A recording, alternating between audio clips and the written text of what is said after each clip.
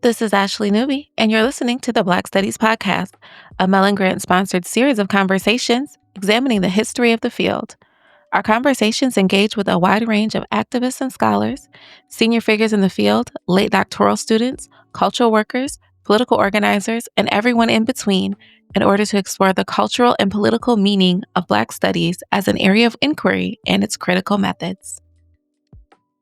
On today's episode of the Black Studies Podcast, we have the pleasure of speaking with Dr. Judith Weisenfeld, Agate Brown and George L. Collord Professor of Religion and Chair of the Department of Religion at Princeton University.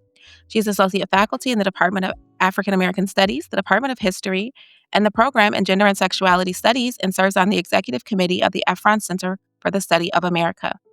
A scholar of African American religious history, her books include New World to Come In, Black Religion and Racial Identity During the Great Migration, which won the 2017 Albert J. Roboteau Prize for the Best Book in Africana Religions, Hollywood Be Thy Name, African American Religion and American Film 1929 to 1949, and African American Women and Christian Activism, New York's Black YWCA 1905 to 1945. Her latest book, Black Religion in the Madhouse, Race and Psychiatry in Slavery's Wake, was published by New York University Press in April 2025. She currently directs the Crossroads Project, Black Religious Histories, Communities, and Cultures, which is supported by a grant from the Henry Luce Foundation. Weisenfeld has received numerous grants, fellowships, and honors, including a Guggenheim Fellowship, a Ford Foundation Fellowship, and fellowships from the Schomburg Center for Research in Black Culture, the National Endowment for the Humanities, and the American Council of Learned Societies. In 2019, she was elected a Fellow of the American Academy of Arts and Sciences and was awarded a Doctorate of Humane Letters, honoris causa, from Medeville Lombard Theological School in 2023. Hello, everyone, and welcome to another episode of the Black Studies Podcast. Today, we have the privilege of speaking with Dr. Judith Weisenfeld, Agate Brown and George L. Collord Professor of Religion and Chair of the Department of Religion at Princeton University. Hello, Dr. Weisenfeld. How are you doing today? I'm well. Thank you for having me. Thank you so much for being here. So we can dive in. You are associate faculty in the Department of African American Studies, as well as the Department of History and the program in Gender and Sexuality Studies. So you have your work intersects and crosses a lot of different fields. How did you get into Black studies? And where do you see yourself in relation to Black studies as a field? Sure. All of my education, my teaching experience has been in departments of religion. And so I came to Black studies through religious studies as an undergraduate at Barnard College, where I just entered the department through courses. I mean, I didn't go to college thinking I would study religion. Most people don't. I didn't know it was an academic field. Most people don't when they get to college. And I just became interested in the varieties of religions and was taking lots of general courses and concentrating a lot of my undergraduate coursework on early Christianity and religion in the ancient Mediterranean. And I think what attracted me there was seeing how things I had grown up with could be approached differently by bringing historical questions and context to it. So I think there was something about history there that attracted me. And I was in college in the 1980s during the campus protest for divestment from apartheid South Africa. And I was involved in campus protests at Barnard and Columbia. And at the same time, there was a visiting faculty member who was a graduate student at Yale in African history, Robert Baum. And he was teaching courses on religion and race. And that was a comparative course on U.S. and South Africa history and African religions and Native American religions. And I became, through those courses, exposed to African American religious history and to ways that I could think about the connection between the campus activism I was doing and the historical questions that were being raised in the course. So I kind of turned my ship towards African American religious history with that, and through the reading I was doing, and was really enlivened by this coincidence of activism and courses in historical research. And so, in a way, it was an organic coming to Black studies as something that could shed light on the work I was doing at the present, and then the work I was doing in the present calling me into ways to find deeper historical background to what I was doing. And so I was fortunate after that when I decided to go to graduate school and continue studying African American religious history, I came to Princeton, which was one of the few places at the time where you could approach the field through a historical lens as opposed to theology or ethics or certain kind of theory. I really was interested in historical questions. And Al Raboteau, whose foundational book, Slave Religion, had captured me in those undergraduate courses, was teaching here, and I was fortunate to work with him. And he came up as a scholar at Yale in the kind of birth of Black Studies moment as well. So, that's how I became drawn into the field, and always through historical questions more than anything, and about religion. And, I've been, in the course of my career, sort of back and forth on does the study of religion continue to have open up questions for me, or are there other things in African American history or Black studies that I would rather be doing? But I'm always drawn back to the power of religion and a commitment to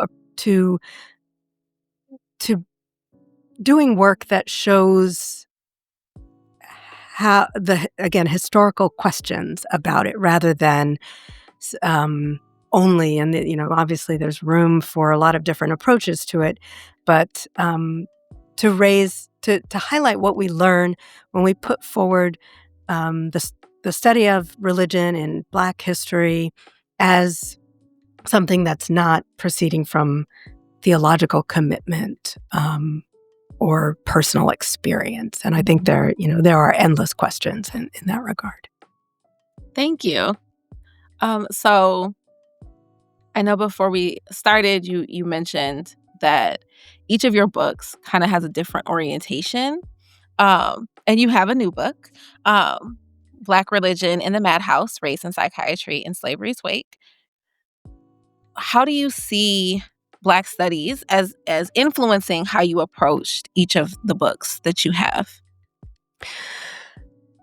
My first book was about African American women and politics in New York City in the early 20th century.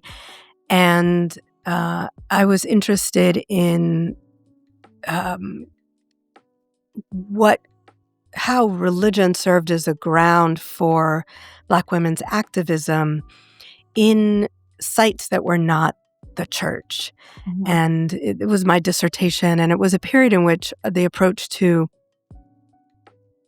African American women and religion in religious studies and history, religious studies in particular, was very focused on the question of women's ordination. What was the history of whether or not women could take certain kinds of formal leadership roles in Black churches? And I wasn't particularly interested in that, although, that is not a question in some of the work I do. But I wanted to know in a broader context about how Black politics for women was animated by religious commitments. And so I came upon the Young Women's Christian Association as an arena in the early 20th century that was really vibrant and a site for engaging what was going on in terms of urbanization and migration and early 20th century politics. And so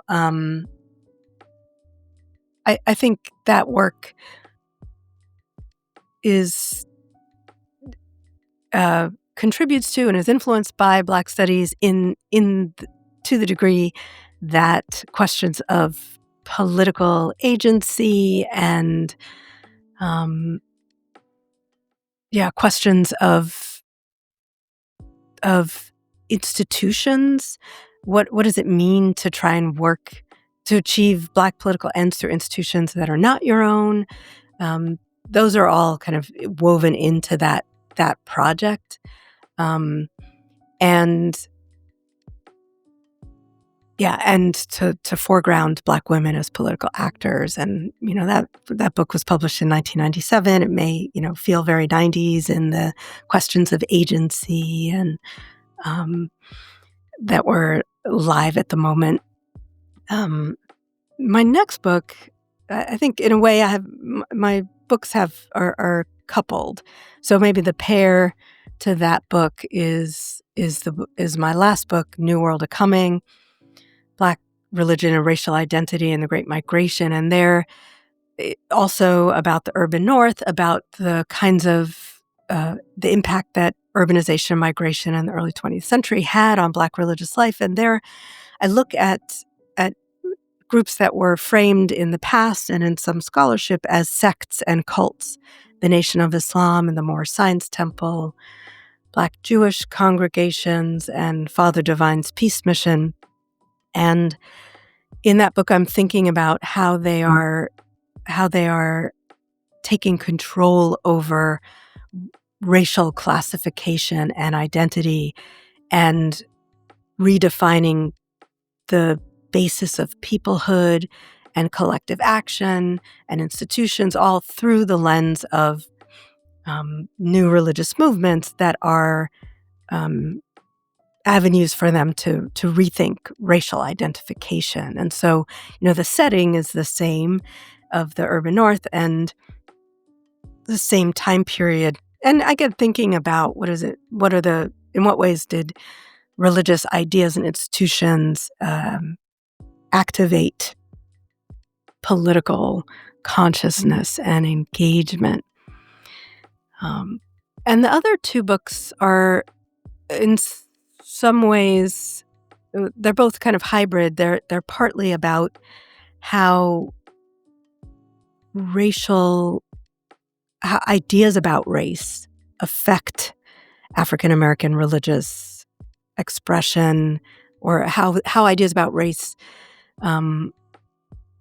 interpret Black religious life in ways that shape the kind of broader landscape of life. So one book is on representations of African American religion in early sound film from the 1920s through the 1940s, and showing how what seemed like potentially inconsequential film products actually were very deeply engaged with questions about Black political inclusion and social inclusion. And it looks at how Black filmmakers responded as well. So situating Hollywood as an important arena in which ideas about African American religion and race were produced and circulated, and thinking about the political effects of those, and then how Black filmmakers kind of engaged and talked back to some of that. And then my new book is about psychiatry as a similar arena, early American psychiatry in the late 19th century, where the book starts, as producing ideas about Black mental normalcy and deviance as affected in powerful ways by Black religious practice, and looking at how the circulation of these psychiatric theories shaped the broader political discourse about African American possibilities. Thank you. I think that, one, the impact of religion on the Black community, you can't really talk about Black people and the history of Black people without acknowledging the importance and at times centrality of religion as an organizing institution around which so much happened over the history of our time here in this country and other places, but particularly if we're talking about um, Black studies from an American perspective. And I also think it's really interesting to think about how African American religions are portrayed in film and the impact that that has. Um, and I know that your book focused more on earlier films, but even like recently thinking about not just the dozens of Tyler Perry productions, um, and the impact that that had, um, like first blowing up in churches and like it being something that was seen as geared particularly for that population, and then it expanding and now having he has all different kinds of things now, but and then even I know that there have been a lot of conversations because of Sinners and Yes. the juxtaposition between like hoodoo and Christianity and the blues and the tense nature of the blues and Christianity in the early 1900s in the South. Yeah, I think that that's so it's such a through line, right? That like carries Yeah. through.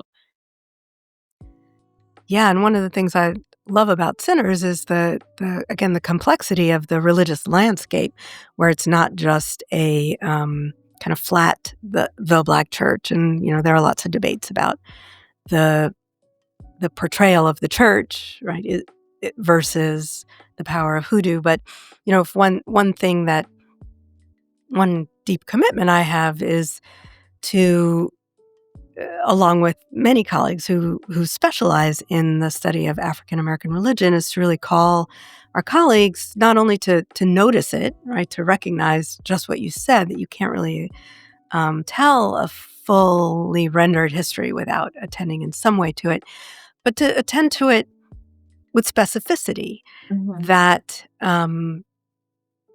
that there that it's meaningful to people that they belong to this church and not that church, for example. It's in terms of belief, in terms of practice and organization, and or the history of the church or what it does, and that there's a broader. So there's texture underneath the umbrella of the Black church, and that there's a much broader religious landscape for African American religious history, such that you sometimes can't. It may all be going on at the same time, right? So Mhm. there might not, right? The conjure woman may also be a church member, and conjure, right? Hoodoo may have influenced the development of Pentecostalism or something like that. So a call to attend to Black religious history, culture, life with specificity is I think really important. And just to go back, thinking about some of the texts that influenced me as I began to work in this field, a figure like Vincent Harding is I think his "There's a River" might have been one of the earliest Black History Survey texts I read, and he's someone who understood that religion was a central part of Black history and life, and that it always had to be part of the narrative, Mhm. and one of the maybe legs on which Black studies would be built for him. Mhm. Um, yeah, I mean, yeah. And all of the like foundational when we talk about the field of Black studies so often, right? Like we talk about Du Bois, we Right. talk about Woodson, we talk about the scholars who were doing this work before Black studies, way before it was institutionalized, but also before it was thought of as a an overarching umbrella for things to fall under. And they also talked about the role that religion um, and the religious music Right. played in the lives of Black people. So Right. And if we broaden out to think about a figure like Hurston. So much of her work is engaging religion, or Benjamin Mays and his engagement of Black literature and religious themes in that. So many of the fields that kind of came into um, the core that created Black studies have, those scholars before Black studies absolutely were committed to seeing religion as a key part of the landscape they had to cover. Mm-hmm. So, kind of building on that and the work that you've done for your books and the intersections with different aspects of the umbrella of Black studies, I wanted to ask you about the Crossroads Project.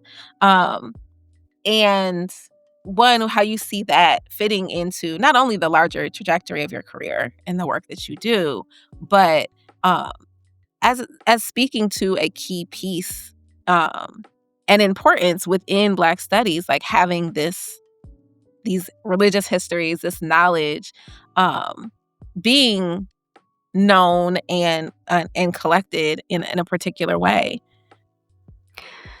So I founded the Crossroads Project with a couple of colleagues after lots of conversations, first about the field of African American religious history.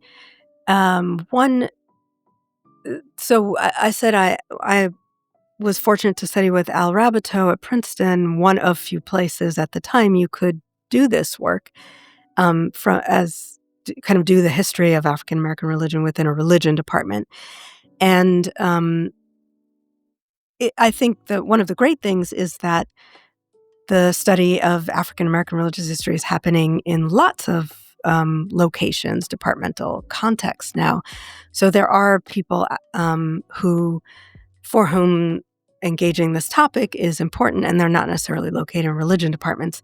And I think one part of the project was to create a network and a network of support and conversation across departmental locations and institutions for people for whom this field is something that's a core part of their work.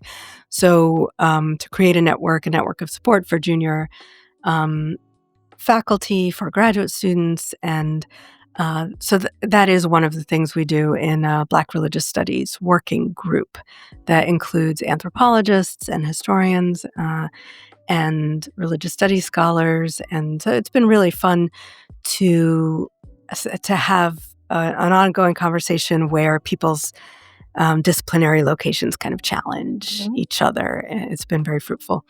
But the main part of the project, too, came to be, it's funded by the Henry Luce Foundation that supports projects that create broader and deeper public understanding about the significance of religion.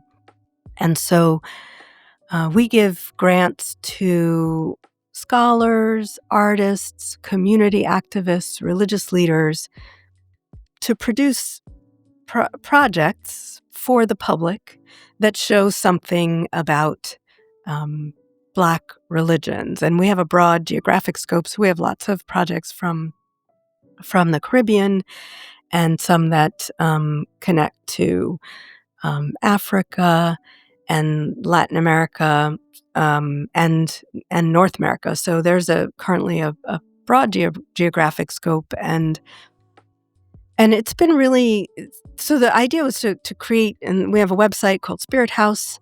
You can find Crossroads Project at crossroads.princeton.edu, and a link to that public site that houses these projects to make this available to the public in ways that are interesting and accessible and multimedia. And the projects also include community-based knowledge makers, which has been a really, for me, one of the most fulfilling aspects of the project. It's just great to give people money to do work so that I can learn things that I don't have the capacity to do. But this component of it seems, deeply in the Black Studies vein. That is, that knowledge, right? Knowledge about Black life and history comes from many sites and needs to be circulated as such and available. And so, there are a couple of projects. One is one of my favorite ones that we put up is by Alexis McKenney, who's a community-based activist in North Carolina. And she tells the story of her family's congregation in Greenville, North Carolina, that was displaced by gentrification and development. And she interviewed church elders, and she created a photography exhibit and put together this beautiful project that kind of tells the history of this congregation, remaps the site, gives us the voices of the elders of this congregation who talk about the Black community, the neighborhood that was destroyed by development. And it's something that I feel like only she had the capacity to do, given her family history with that congregation, her location in the community, and her commitment to archival collection and the cultivation of preservation of community-based knowledge. And so in that sense, I just, the project, I've learned so much from the people who have come to us with proposals, and there are many others like that I could talk about. But that really was, if I could name one thing that I dreamed might happen with the grant, it's this kind of thing, preserving the history of a single congregation in a small town, small city. I've never been to Greenville, North Carolina, but I'd like to go now. That encapsulates so much about what a Black religious institution was for a community across a long period of time. Thank you. I think that is so, important to capture those stories, because a lot of times, like in general, our stories, our narratives, our personal histories are not necessarily known beyond our immediate circle, Right. or that immediate area. But there's so many shared experiences. There's so much that we can learn from each other. There's so much solidarity across different spaces that gets lost when we're not able to learn more about what's happening in other communities and in other spaces. So I think that's Yes. super important. And as you said, very much in the vein of Black studies, and the focus on people. So thank you for that work, and for selling a little bit about what it does. So building on that, how do you see your work as a teacher or instructor being informed by Black studies? I started teaching at Barnard College in the religion department in the early 90s, before there was what's now the Africana Studies department there, which is a really impressive department of faculty and students. And there were so few courses. So, I mean, I'm a graduate of that institution, and the courses I took that got me into the field were taught by a visiting faculty member who left 2 years later. And, there were,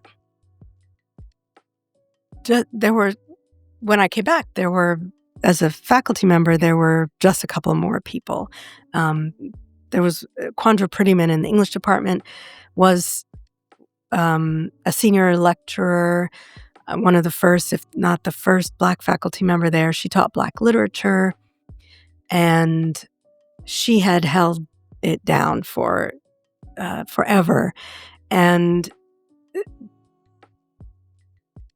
it was a period where students were were starting to press for something, some institutional commitment to Black studies, to hiring faculty members, to having courses. And they were doing the work, as students have done in so many contexts, of gathering information and mapping out a plan and doing all this work. So I was there with a couple of other people. So we were supporting them, trying to take the lead in lots of ways. And so I started teaching courses. It was very challenging to get permission to do this. There was no institutional rubric to house a course in Black Studies. And so I was teaching a course called Introduction to African American History and Culture that I developed. And I had to get all kinds of special permission to have I don't know if they had cross-listing at that time, but because I was appointed in religion, it had to be somehow linked to religion. And but it was a history and culture course. There was just a lot of opposition to me doing this. But it seemed to me a necessary building block for what the students were asking for. So, I fought that fight and was teaching that course, and probably very badly because, I was just fresh out of graduate school and I hadn't, taken that many courses myself in all of this. But I'm so glad I had that experience, even if, the students could have been better served than by somebody else. But doing that work to kind of create a channel, like kind of dig out space, institutional space for a course like this that then became something else. I mean, one, just the challenge of teaching that kind of broad intro course in a context where I had never been was just really, really great for me. And I think solidified and broadened my interdisciplinary interests in the field. Having to teach about, I remember I was, teaching, I had a section on Black dance and like all the cultural stuff to think about where are things happening where people are, creating knowledge and preserving culture and making historical arguments, right? Somebody like Catherine Dunham. And I got interested in theater and music and film, right? So I think it really, again, it solidified my interdisciplinary approach where religion was always part of it, and broadened my the scope of interest. And so I did that, and I was one of the founding faculty members for what we ended up calling at the time the Pan-African Studies program at Barnard. And so it became a program and a major. And very quickly after it was founded, one of the two senior faculty members retired and the other moved institutions. So I was left as a junior faculty member with almost no company to keep this thing afloat, which was very hard. So eventually, many years after I left there, the institution made a bigger commitment to it. And now it's a department. But the last thing I'll say about those early years, again, just kind of, it was really important for how I developed my teaching to be challenged with this, have this dropped on me, was that it was also a time when other students who wanted other ethnic studies programs at the college didn't have any resources, and so they all took the African American and Black studies courses. So I taught a course on Black women and religion that was covered a lot of territory. I mean, I just had all these students in those courses out of interest, but also because they were thinking about what is the relationship between what was happening in this, seed of a Black studies program at Barnard and what they wanted to do. Mm-hmm. And I think that's a part of Black studies history that is important to remember as well, that it was not isolated from other political movements and the growth of other, Native American studies, Asian American studies, Mhm. queer studies, and so on. And so it was getting off the ground as a teacher in an environment where students were coming to me to say, I want to do Asian American studies, but I don't have anything here. How can what we're doing in this class help me? And that challenged my thinking again, broadened my thinking in a way that I think has again roots in how Black studies formed as well. Thank you. That is such, um as you said, like, Black studies didn't develop or wasn't institutionalized, like, in a vacuum. It Right. was very much influenced and shaped, particularly at the institutional level, by all of the other things that were happening at the time. Like, students were engaging in activism and demanding things both within and outside of college campus walls, and it did really provide a blueprint or a path forward for other fields to be able to be institutionalized, to have those conversations about Asian American studies and gender and sexuality studies and all of these other fields that then saw how this could happen for them in the institution. I think that's a super important point to remember. And there are, of course, questions about what are the implications then of institutionalization. Mhm. Is it does it end up in with kind of containing the protest possibilities, right? Right. Kind of, yeah, containing the forces that gave rise to it. And also, does institutionalization in departments cut off from the interdisciplinary and other kind of network um, history that, or networking practices that kept that enlivened and pushed forward. So, I mean, I'm those are just questions. I'm not answering them, but They're important questions, though, and I think that particularly right now, where we have a very, direct and clear pushback against not just Black studies, but all of these fields yeah, that developed because of student demand, and developed very much in communities before they were institutionalized, right? What has been lost in that yes, institutionalization, and what does that mean for being in a moment where the institutions themselves are not necessarily going to maintain any commitments that have been made. exactly. Yeah, I mean, after Barnard, I taught at Vassar College for 7 years in a kind of tumultuous moment for its Africana Studies program. I was in the religion department and affiliated with Africana Studies, and I was the acting director of that for a year, in a fraught moment that had a lot to do with changes in the institutional structures of support for it, and that was a program that had its origins in the community, Mhm. in community work, and before I don't know when it was shut down, but before I arrived at Vassar, certainly in the 70s, maybe into the 80s, I should know the history of this program better.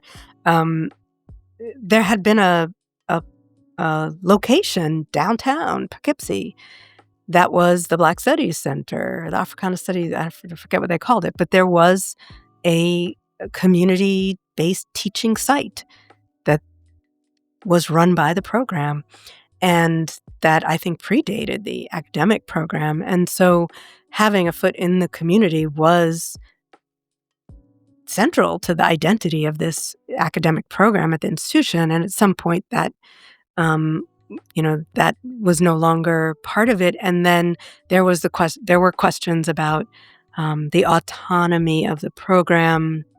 This was what was happening when I was there about, and is the case with lots of institutions, I think, what does it mean to have your faculty appointed only in the program or jointly appointed Mhm. or even or a hybrid, or even what was the case with me, that I was 100% in religion, but participating in the program.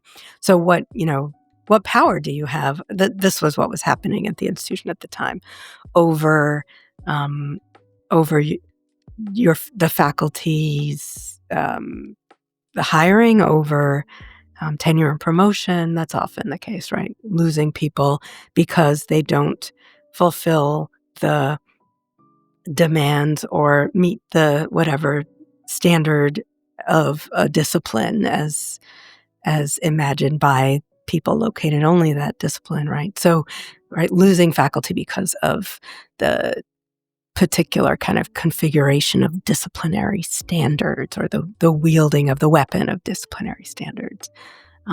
So yeah, institutional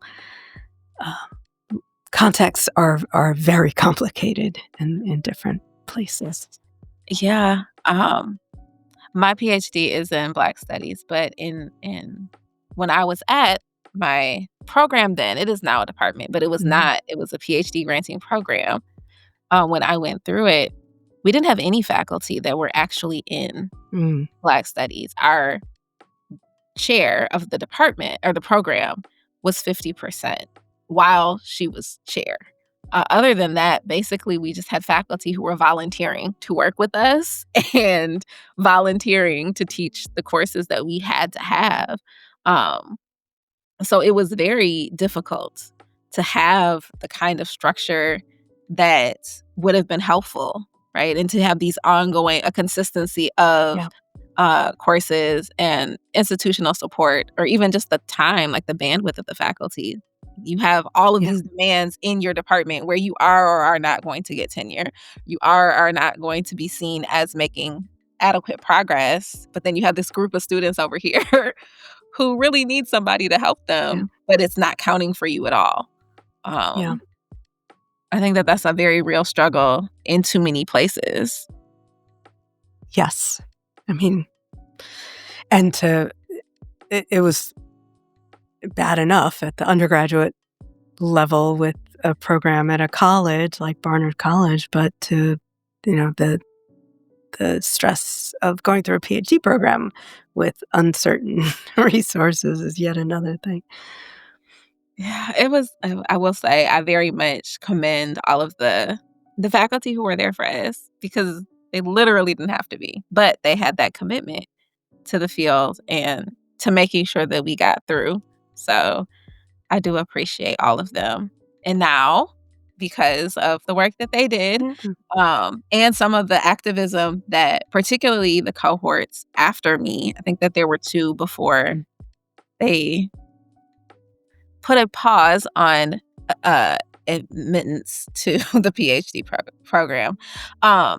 But they very much rallied to make that a department so that we could have faculty who were in 100% in Black Studies and could dedicate their time and resources to that. So now that is a thing that is there.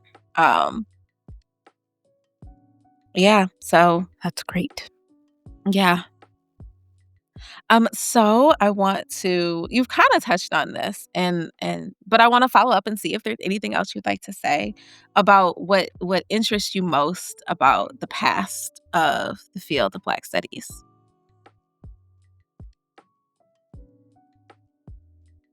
I think I was talking to a reporter this morning about the Nation of Islam and the Moor Science Temple, and it's a work I had done in my last book, thinking about and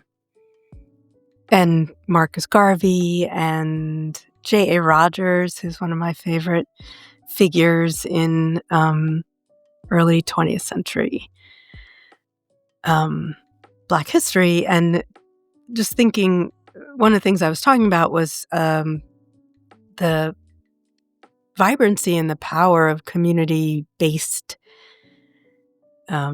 knowledge production, and how, even though one could critique the kind of historical or kind of portrait of Black history that a group like the Moor Science Temple put forward, or the Nation of Islam, or J.A. Rogers with his, 100 facts about the Negro with complete proof, those kinds of things, that they're the insistence on history, the power of history from the people is a longstanding and really exciting aspect of the field. Just for me, the degree to which the value placed on the the history people tell about themselves in resistance to the hegemonic history and structures of knowledge, I think obviously predates the rise of Black studies as a field, but I think that it is at the core, right? Carter G. Woodson as a historian, right? Those kinds of things just really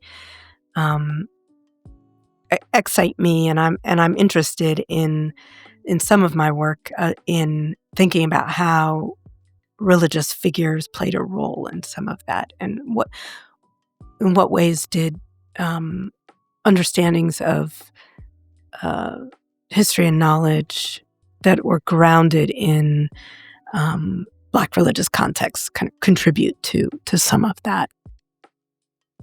Thank you. Yeah, the ways I like how you put that, like the histories that people tell about themselves, and the ways that those push back against the hegemonic representations. I think that that's so important, right? Regardless of the existence of those histories is important, regardless of how you feel about what the content of that history is. To varying degrees, the fact that it exists is super important, and the power of people to be able to name themselves and talk about their own history allows them to define and shape their communities in a way that is not possible if the only history you know is the one that is told for you. Yeah, very well put. Yeah. So building on that, what interests and excites you most about the present and future?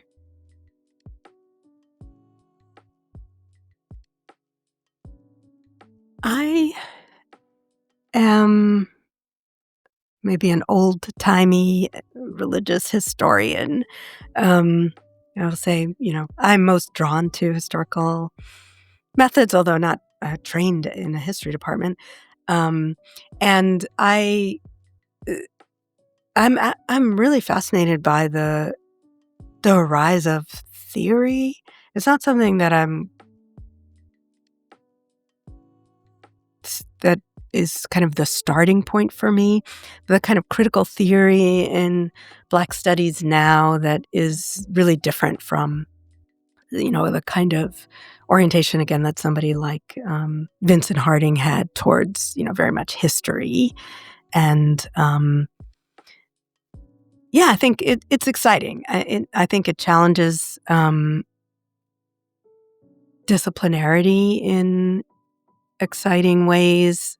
I find it personally challenging in a way that is good for me to kind of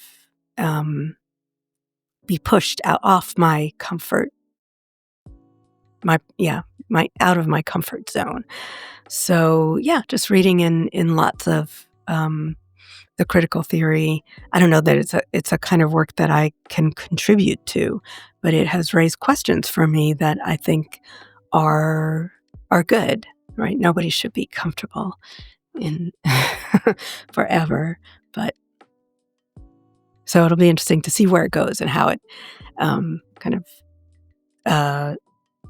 lands or kind of solidifies its place in the field. Obviously, it's not new, but That makes perfect sense. And I think, again, it's another really good reminder of like so much of I mean, there's only so many Black Studies PhD programs, right? So the vast majority of people doing work in Black Studies were not trained in Black Studies.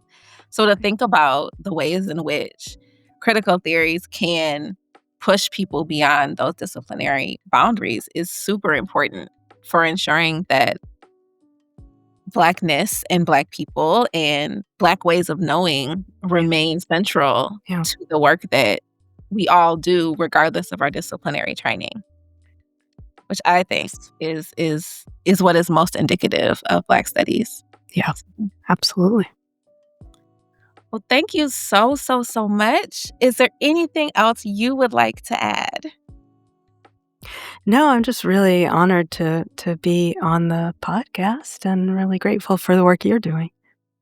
Well, thank you so much for being here. I definitely appreciate not only all the work that you've done, but you being here to have this conversation. It's been really great to speak with you. Thank you. You too.